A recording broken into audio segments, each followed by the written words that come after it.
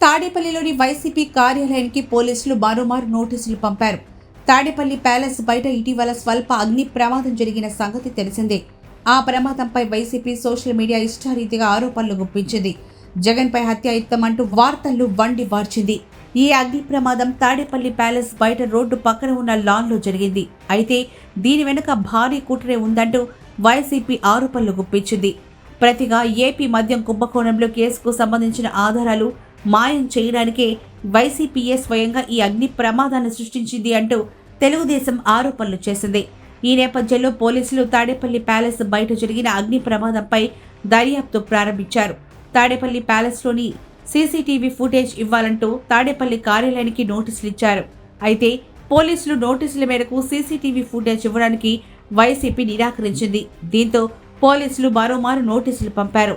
Tadepalli palace బయట అగ్ని ప్రమాదం జరిగిన రోజు కార్యాలయానికి వచ్చిన సందర్శకులు, నాయకుల జాబితా ఇవ్వాలని, అలాగే సీసీ కెమెరా డేటా, పార్కింగ్లోని వాహనాల వివరాలను మంగళవారం అంటే ఫిబ్రవరి 11న తాడేపల్లి పిఎస్లో సమర్పించాలని పోలీసులు ఆ నోటీసులో పేర్కొన్నారు. ఆ నోటీసులకు వైసీపీ కార్యాలయం ఎలా స్పందిస్తుందో చూడాల్సి ఉంది. గతంలో జగన్పై కోడికత్తి దాడి కేసులో కూడా పట్టుపట్టి ఎన్ఐఏ దర్యాప్తుకు ఆదేశాలు జారీ చేయించుకున్నప్పటికీ ఆ కేసులో బాధితుడిగా జగన్ కోర్టుకు వచ్చి వాంగ్మూలం ఇవ్వకపోవడంతో సంవత్సరాల తరబడి ఆ కేసు విచారణ సాగుతూనే ఉంది.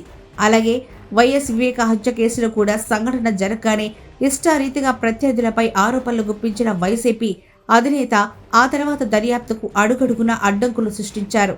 తనపై గులకరాయి దాడి కేసులో కూడా జగన్ అదే విధంగా వ్యవహరించారు.